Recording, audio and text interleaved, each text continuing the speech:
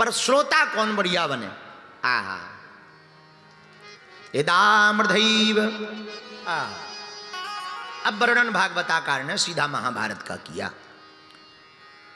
महाभारत के विशालकाय युद्ध में जब भीम की गदा ने दुर्योधन की जंघा को तोड़ दिया और विदीर्ण होता हुआ शरीर दुर्योधन का लटपटाता हुआ कौरवों की सेना मारी गई और सब कौरव मारे गए, तो खून से लथपथ दुर्योधन गिर पड़ा। रात हो गई, आंखों से आंसू बह रहे। शेर सियार यत्र तत्र दुर्योधन के आने लगे। दुर्योधन रो रहा है। अति का अंत हुआ है। अति का अंत इसलिए हुआ कि अगर वो पांडवों को 5 गांव भी दुर्योधन दे देता तो ये हाल नहीं होता। पर कौरवों को लगता था, दुर्योधन को लगता था कि हमारे साथ विशालकाय सेना है, कोई हमारा बाल बांका नहीं कर सकता। मेरे पागलो, एक बात बहुत पते की तुम ध्यान रखना, भीड़ किसके पास है ये महत्वपूर्ण नहीं है, गोविंद किसके पास है ये बहुत महत्वपूर्ण है। क्योंकि विजय भीड़ की नहीं होती है, विजय तो गोविंद की होती है। जिस पक्ष में ठाकुर जी होंगे उसी पक्ष की जीत होगी।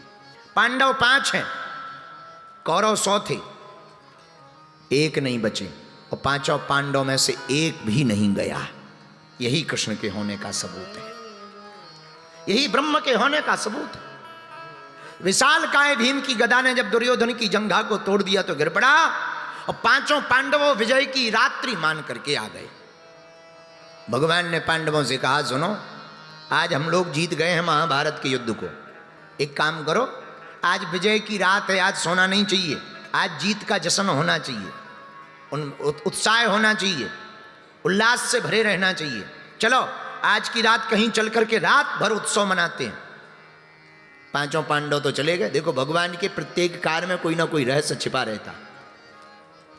तो 5 पांडव तो चले गए, पर जहां 5 पांडव सोते थे उस जगह पर 5 पांडवों के पांडु पुत्र सो गए।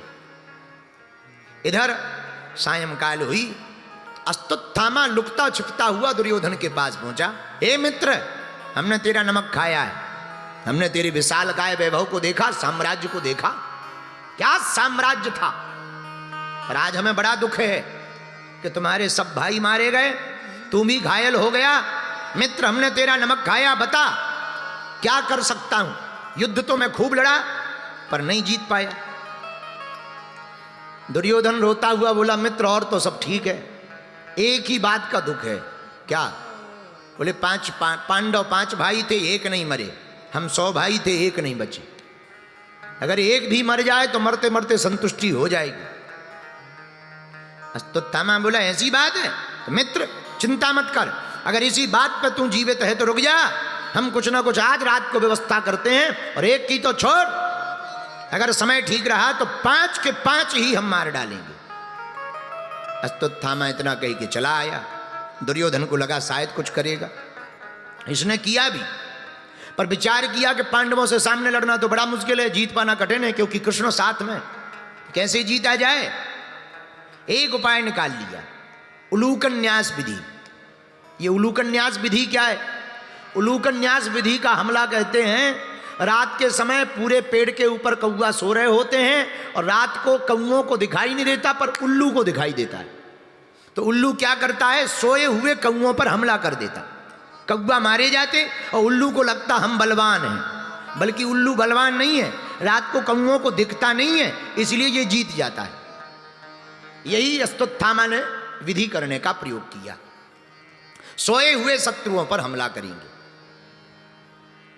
पांडव तो थे नहीं, पांडु पुत्र 5 लेटे हुए थे और रात्रि काल में अस्तुत्थामा ने जाकर के पांडु पुत्र जो पांडवों की तरह ही दिखने वाले थे उन 5 पांडव पुत्रों के सिर को काट दिया, मार डाला। और 5 की सिर की खोपड़ी को बालों को पकड़कर लेकर के आए। और जैसे ही लेकर के आए और दुर्योधन के पास जाकर बोले, अरे मित्र, तुम कह रहे थे कि एक पांडव मर जाए तो संतुष्टि हो जाएगी, देख हम 5 पांडवों को मार करके ले आए।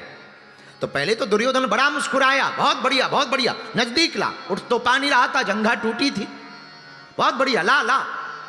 लेकिन जैसे ही नजदीक लेकर के गए, सोई चिघाड़ के रो पड़ा दुर्योधन, अरे अस्तुत्थामा, ये तूने क्या किया, जरा गौर से देख, ये 5 पांडव नहीं है, पांडव पुत्र हैं जिनको तूने मार डाला। अरे इन बच्चों ने क्या बिगाड़ा था, इनको मारकर तो तूने अब हमारे वंश में पानी देने वाला भी नहीं छोड़ा, भाग यहां से। और इतना कह के दुर्योधन मर गया। दुर्योधन तो मर गया, पर अश्वत्थामा को जब पता लगा कि पांडव जीवित हैं, जिंदा नहीं छोड़ेंगे, सोई रात को ही दौड़ लगाई, भागा अश्वत्थामा। इधर प्रातः काल हुई, जब बहुत देर हो गई, बालक नहीं जागे, तो द्रौपदी जी ने सोचा जरा देख लिया जाए कि बालक जागे क्यों नहीं है। और जहां समर के महाभारत के समर के एक कोने में, कोण पर 5 बाल पांडवों के लेटने का स्थान था, जहां पांडुपुत्र लेटे हुए थे, द्रौपदी वहीं गई। और जैसे ही गई, सोई देख करके रो पड़ी।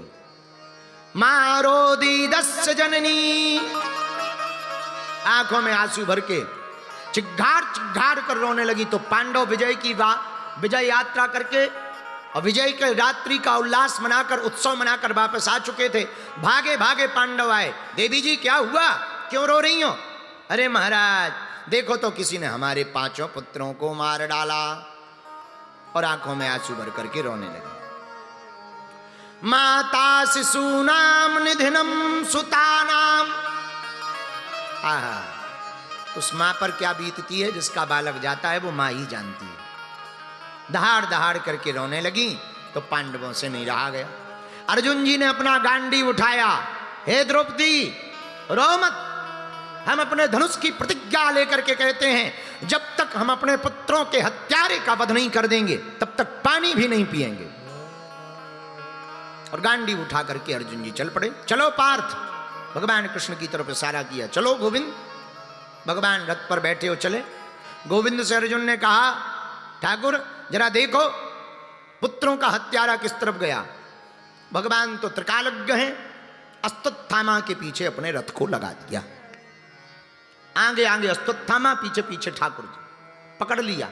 भगवान ने तो कहा कि देख अश्वत्थामा पकड़ गया है, मार दे। नहीं, द्रौपदी के सामने मारेंगे तो संतुष्टि होगी। अर्जुन ने ऐसा कहा। वापस आ गए, बांध करके रथ में करोड़ते हुए लाए, सामने खड़ा किया। द्रौपदी जी ने जैसे ही नीचे से ऊपर की तरफ देखा, अरे ये तो गुरु जी का पुत्र है, अश्वत्थामा है। तो द्रौपदी जी ने जैसे ही अश्वत्थामा को बड़े गौर से देखा, बोले महाराज, अश्वत्थामा की जो माता जी हैं कृपी, अगर ये मर गया तो आपकी गुरु माता कृपी के ऊपर क्या प्रभाव पड़ेगा, ये तो हम ही जानते हैं, क्योंकि हमारे 5 बेटे गए। और एक बात और निवेदन करें, हाँ, आपके गुरुजी द्रोणाचार्य जी तो महाभारत के युद्ध में वीरगति को प्राप्त भय, और अगर बालक भी चला जाएगा तो मां रह नहीं पाएगी। अब हमारे बच्चे तो चले गए सो चले गए, अब कैसा भी है गुरुजी का बेटा है, छोड़ दो, इनका कर्म खाएगा, इनको छोड़ दो। अब द्रौपदी जी ने इतना कहा तो युधिष्ठिर जी ने भी कहा कि बात तो सही है, और ज्येष्ठ भ्राता पितृ समा। तो अर्जुन जी तो छोड़ने लगे, पर हमारे ठाकुर जी कम नहीं है। धीरे से अर्जुन जी के कान में जाके गोविंद बोले, एक बात बताओ, तुमने प्रतिज्ञा भी तो ली थी, जब तक पुत्रों के हत्यारे को मार नहीं देंगे, जल पानी नहीं पिएंगे, तो अब कब पियोगे? अर्जुन जी बोले, ये तो मैं ध्यान ही नहीं था। भगवान बोले, ध्यान कराने हम तो खड़े। अब भगवान से ही अर्जुन जी बोले, अब तुम बताओ, एक तरफ बड़े भैया कह रहे हैं कि मत मारो, दूसरी तरफ हमारी प्रतिज्ञा है, हम क्या करें? भगवान बोले, हमें क्या लेना देना, प्रतिज्ञा तुम्हारी है, बड़े भैया तुम्हारे हैं, तुम निपटो। अरे नहीं, आप हमारे ठाकुर जी हो, सलाह दो, करें क्या? देखो भैया, हम तो शास्त्र की बात बोलेंगे। अर्जुन जी बोले, शास्त्र की ही बोल दो, वही सुन ले। भगवान बोले, सुनो अर्जुन, ब्रह्म बंधुर्न हंतव्या आतताई वधारणा, ब्राह्मण को मारना नहीं चाहिए, पर अत्याचारी को छोड़ना नहीं चाहिए। एक लाइन की बात। अर्जुन जी दोनों हाथ जोड़ के बोले जय हो जय हो जय हो। जब भी पूछो टेढ़ा ही बोलते हो, आज तक सीधा नहीं बोले।